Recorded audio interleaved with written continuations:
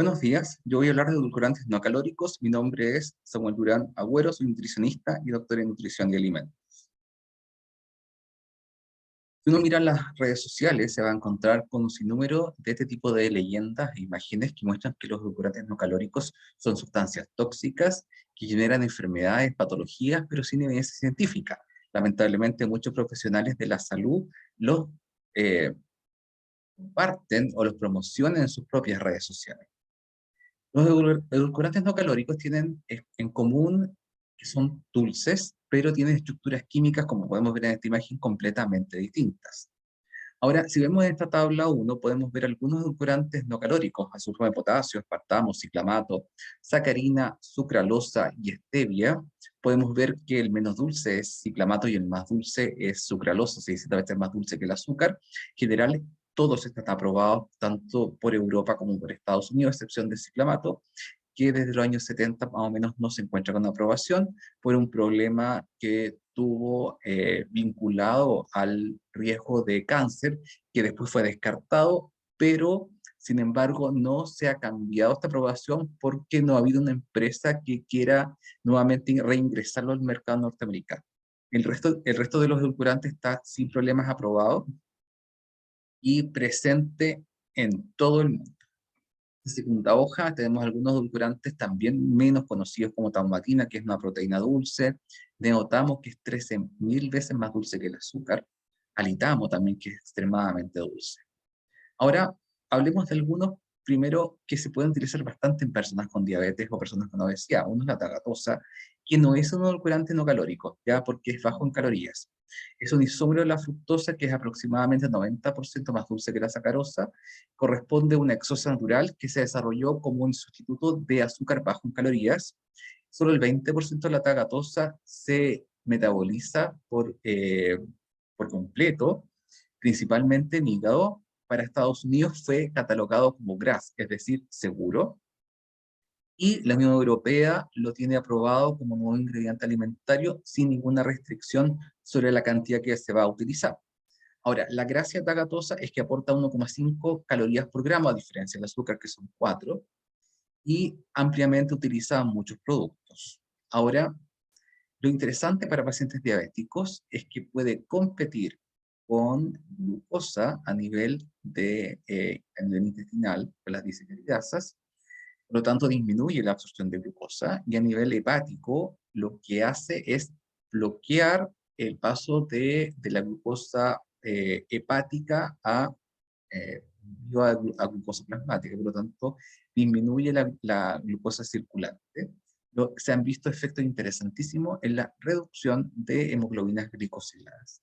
La glucosa, que también es un epímero bajo en calorías, 0,2 calorías por gramo, también deriva de la fructosa, también es considerado grasa, es decir, seguro, y la glucosa también reduce la respuesta de glucosa en sangre postprandial a las comidas con alto índice de carbohidratos en personas por lo que además son saludables y tienen prediabetes o diabetes. O sea, la glucosa y la tagatosa podrían tener un efecto interesante a nivel de reducción de glucosa plasmática. Sin embargo, tagatosa es mejor. Algunos estudios, por ejemplo, un estudio preliminar mostró que la glucosa tendría un efecto en la reducción del peso corporal en humano. Por lo tanto, faltan más estudios, sí. Hay un segundo estudio que no mostró estos efectos, así que sería interesante, ya quizás unos 5 años más, tener revisiones sistemáticas o metaanálisis que nos estén diciendo si realmente hay un efecto importante o no en la reducción del peso al utilizar o tagatosa o alulosa, o un buen control de la glicemia para tagatosa o alulosa. Ahora, los edulcorantes no calóricos son aditivos alimentarios que se utilizan para endulzar sin aportar calorías, no están creados para bajar de peso o controlar la glicemia, y llevan más de 100 años en el mercado. Sin embargo, su consumo se ha incrementado en los últimos 30 años. Desde el punto de vista de la absorción y del metabolismo y la excreción, su comportamiento también es completamente distinto. En el caso de sulfato de potasio y sacarina, se absorben casi en un 100%, llegan a la circulación y se eliminan por vía orina, pasa por el riñón, ¿cierto?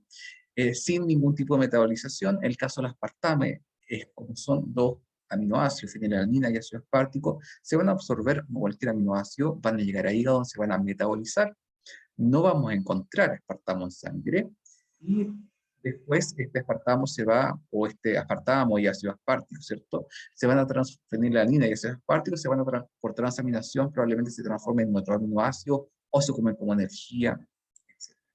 En el caso de la stevia se metaboliza, parte de la metabolización a nivel de la microbiota, donde pueden ser utilizados parte de su estructura para generar energía, se absorbe la stevia, se metaboliza en hígado y se elimina por riñón.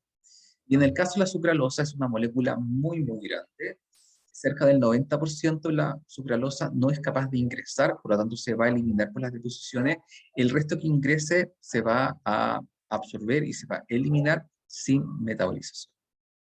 Ahora, desde el punto de vista de la regulación, todos están aprobados, excepto para niños menores de 2 años. ¿Quién los aprueba? Está aprobado por Codex Alimentarius, la FDA y la EFSA.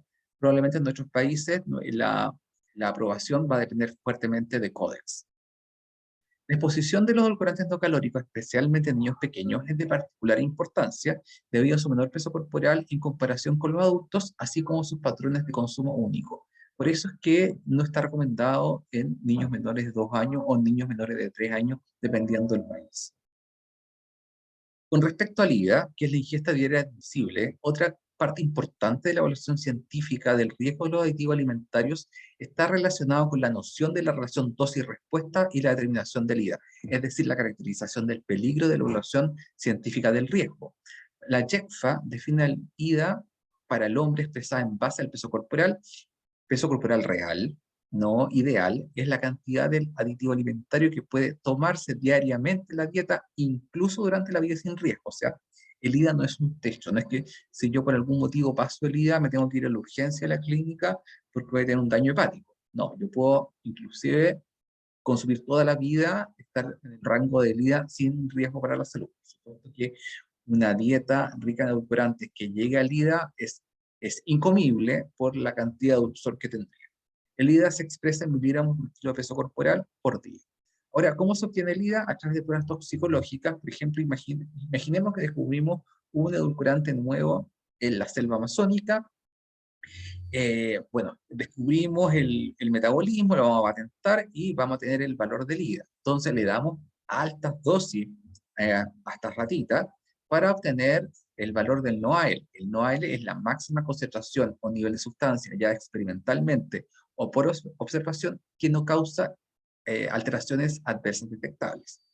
Este valor del NOAEL se divide por 100 para tener la diferencia interespecie e intraespecie, y ese es el valor del IDA. O sea, si ustedes se fijan, la seguridad entre el NOAEL, ¿cierto? Es un nivel muy alto, de alta concentración, que no causa efecto adverso. Y el IDA del humano, una diferencia de 99, ¿ya?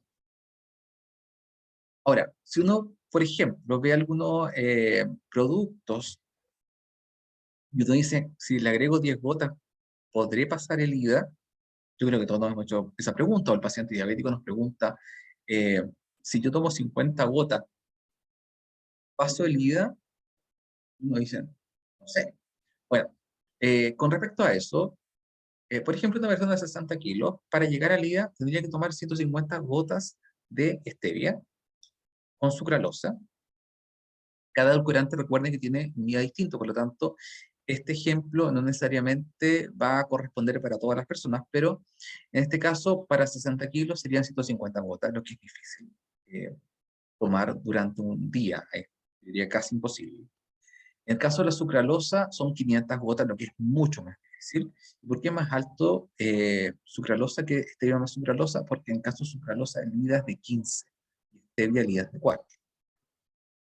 En el caso de los sobres, por ejemplo, para un adulto de 68 kilos tendría que tomarse 200 sobres de sucralosa, 78 sobres de aspartame, 30 sobres de stevia, lo que lo hace muy difícil. El paciente pueda pasar, pese a que pueda tener un consumo bastante exagerado, de ahí a pasar el día es difícil. Sí podría pasar en un niño pequeño de 3 años, 4 años, especialmente con stevia, ya que stevia tiene el IDA más bajo. Hay que tener un poco más de cuidado. Ahora, nosotros hemos hecho bastantes estudios, partimos como en el 2012 con estudios en Chile, y lo que hemos encontrado es que, por ejemplo, las ingestas son bastante masivas, ya antes del etiquetado frontal en Chile, pero sin estar asociados a peso corporal. Hemos hecho estudios en universitarios también. Esa barra alta que ustedes pueden ver en todas las figuras es Chile versus Perú, Panamá y Guatemala. Y podemos ver el efecto, el consumo, ¿cierto?, de bebidas dietéticas en nuestro país que es realmente elevado. Ahora, ¿qué pasa con los edulcorantes? La controversia más alta actualmente es que los edulcorantes estarían asociados a ganancia de peso corporal. Y así lo muestran diferentes estudios observacionales, especialmente estudios de cohorte, que están vinculando el consumo de edulcorantes no calóricos con el incremento en el peso corporal. Y se han propuesto diversos mecanismos o compensatorios, o de alguna forma tratando de explicar estos resultados, como es la capacitación del paladar, la activación de sistemas de recompensa, respuesta a péptidos intestinales, efectos nutritivos y osmóticos, estimulación de fase cefálica, uso informado que conduce a la sobrecompensación. O sea, yo sé que este producto tiene edulcorante, bueno, me voy a comer el doble total, no tiene caloría o tiene menos caloría, la palatabilidad que debería ser mayor o pérdida de fidelidad de señal. Y por supuesto, como se está vinculando a obesidad, es muy probable que vamos a encontrar estudios, especialmente de corte, que estén vinculando el consumo de edulcorantes no calóricos con enfermedades cardiovasculares, diabetes y probablemente algunos tipos de cáncer asociados, por supuesto, a obesidad. Ahora, es muy importante tener en cuenta que los metaanálisis de estudios observacionales no son equivalentes a los metaanálisis de estudios clínicos, porque en los estudios observacionales no podemos hablar de causalidad, sino que solo de asociación. Por lo tanto, un metaanálisis de estudio observacional simplemente va a mantener la asociación y no la causalidad. Un problema importante en los estudios de corte es la causalidad inversa. Las poblaciones van cambiando, la dieta va cambiando, un seguimiento de 30 años, es probable que la gente cambie la dieta y parta con alto consumo de azúcar, por ejemplo, y posteriormente, para una forma de controlar el peso, aumente el consumo de edulcorante, y eso de alguna forma podría afectar el resultado de este estudio de seguimiento de 10 años, 15 años, 20 años. Por otra parte, también se ha visto que los grupos que tienen una salud un poco más compleja, probablemente inician su dieta con mayor cantidad de edulcorantes no calóricos. Si tengo, por ejemplo, población sobre 50 años, probablemente los pacientes con obesidad, con diabetes o con algún tipo de enfermedad crónica, el consumo de edulcorantes de inicio sea más alto versus el grupo que tiene la misma edad, pero que está más saludable. Entonces eso también está ensuciando los resultados de los estudios, y todos los estudios de corte, dentro de las limitaciones, están mencionando la causalidad inversa como un posible factor de confusión. Los datos observacionales sugieren estar asociados con un aumento a largo plazo del IMC y un riesgo elevado de enfermedad cardiometabólica. Sin embargo, estas asociaciones no han sido confirmadas por estudios experimentales y pueden estar influenciadas por sesgos de publicación. La evidencia de los estudios clínicos, por otro lado, no apoya los beneficios previstos de los edulcorantes no nutritivos para el manejo del peso. Yo creo que acá es muy importante mencionar que los edulcorantes no están hechos para la baja del peso, lo que están hechos para reducir el aporte calórico, pero no están pensados como un medicamento, no actúan a nivel cerebral, no actúan a nivel intestinal, como por ejemplo inhibidor del apetito o como bloqueador de nutrientes. ¿Ya? Simplemente es un aditivo que está hecho para reemplazar el sabor dulce del azúcar con menos calorías. Así que también aquí hay un tema. ¿Ya? Estudios clínicos que han comparado el consumo de bebidas con azúcar o bebidas dietéticas, en este caso en escolares de 4 años, un seguimiento de 1 año y medio, a los escolares con peso normal se les dio una lata de bebida eh, con azúcar o una lata de bebida dietética que contenía sucralosa y azúcar de potasio durante el recreo. ¿Y cuál fue el resultado de esta intervención? Los niños que les tocó la bebida con azúcar incrementaron más el peso corporal, incrementaron más la circunferencia de cintura, más la masa grasa que los niños que les tocó la bebida dietética. Este estudio en personas adultas que les dieron una dieta más agua o dieta más bebida dietética, bueno, con un seguimiento de 12 semanas, ¿qué pasó? Ambos grupos bajaron de peso de forma significativa y clínicamente relevantes, cerca del 5%. Sin embargo, cuando quisieron ver qué dieta fue mucho más efectiva, la dieta más edulcorante fue mucho más efectiva que la dieta más agua. Desde el punto de vista biológico o eh, bioquímico, no tenía ningún tipo de explicación. Eh, Sin embargo, cuando vieron la adherencia a la dieta, encontraron que las personas que les tocó la dieta más edulcorante tuvieron una mejor adherencia a la dieta que la gente que le tocó la dieta más agua. Y eso fue la explicación del resultado. Ahora, publicaciones más recientes sugieren que existe una compensación energética después de consumir alimentos y bebidas que contienen edulcorantes no calóricos, pero que esta compensación ocurre, pero es parcial. En el caso, por ejemplo, del aspartamo, se ha visto que existe un 68% de no compensación y un 32% de compensación. O sea, si en la primera comida yo reduzco calorías y reemplazo esas calorías por aspartamo, reduzco azúcar y reemplazo por aspartamo, en la siguiente comida mi cerebro que está sensando va a compensar, pero esa compensación no va a alcanzar al 100%, sino que solo al 32%. Se ha visto que los niños compensan un poco más que los adultos, llegan hasta el 70%, en los adultos llega a un 43%, sin embargo, la compensación no llega a 7%. Por lo tanto, la suma y resta da a favor de los edulcorantes no calóricos. O sea, existe una compensación energética, pero esta compensación es solo parcial, en reemplazo de alimentos y bebidas endulzados con azúcar por aquellos endulzados con edulcorantes no calóricos, lo que conduce finalmente a una reducción neta de calorías.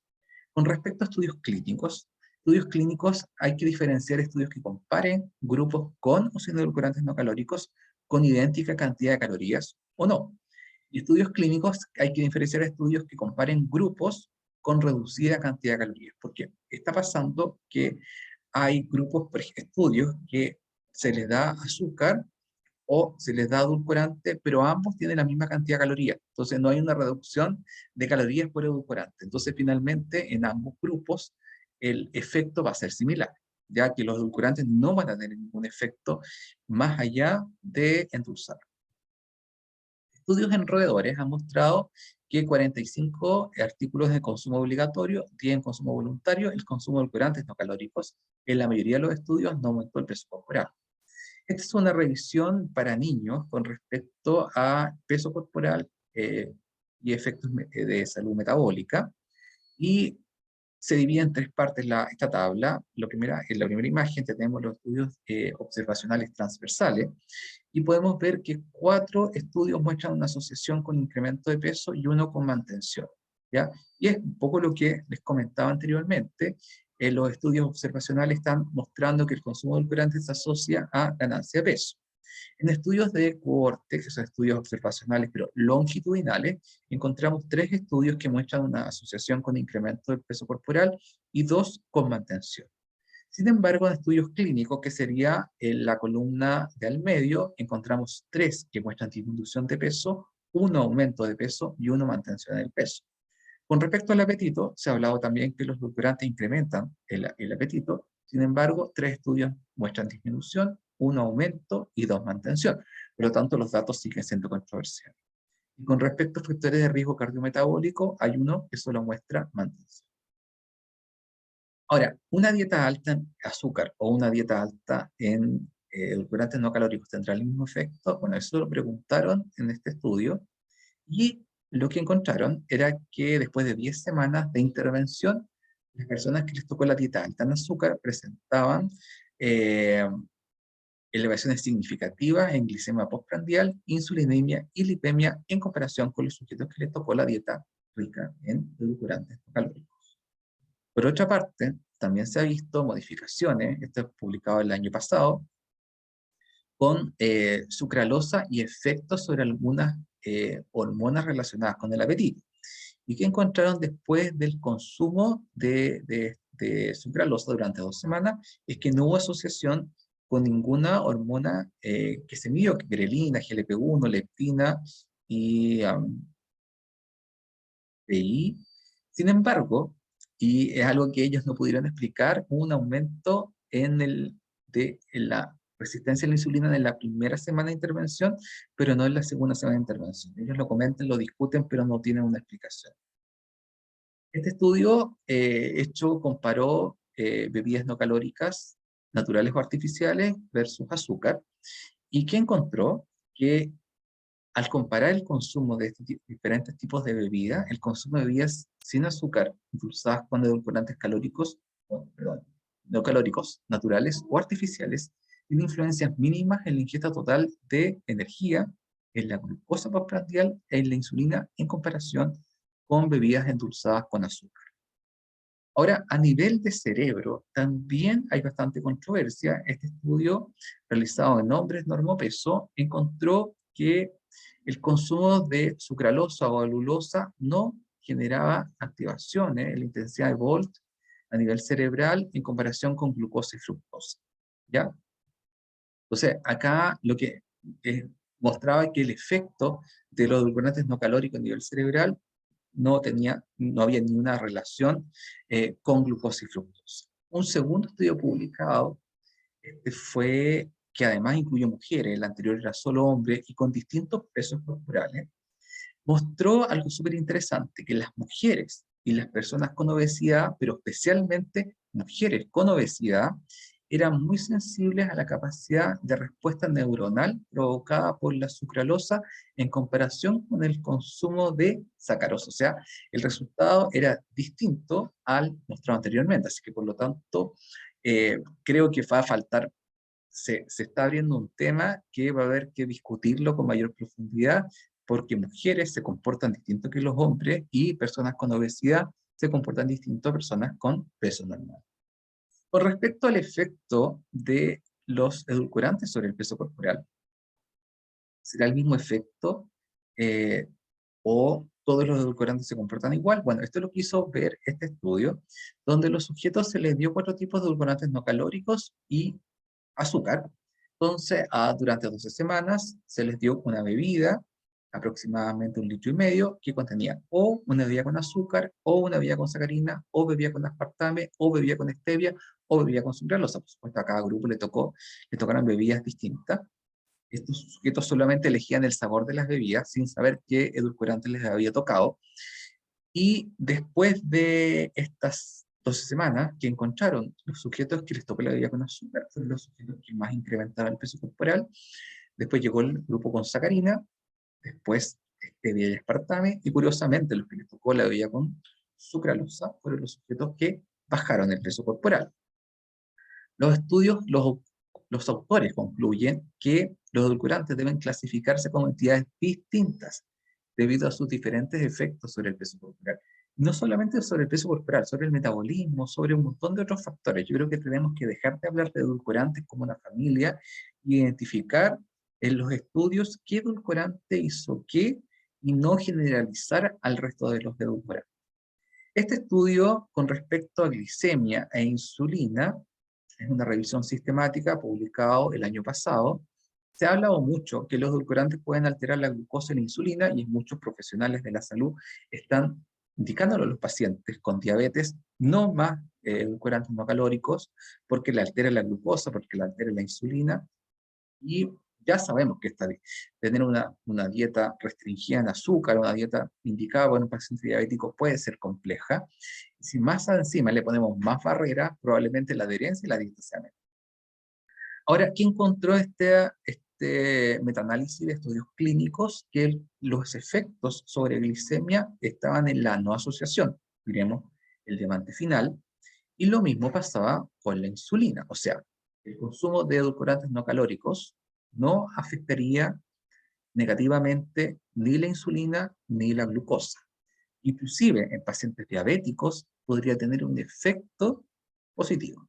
Así que no indiquemos a los pacientes que no pueden consumir edulcorantes no calóricos, porque la evidencia está mostrando lo contrario y nos podrían ayudar a una buena adherencia a la dieta.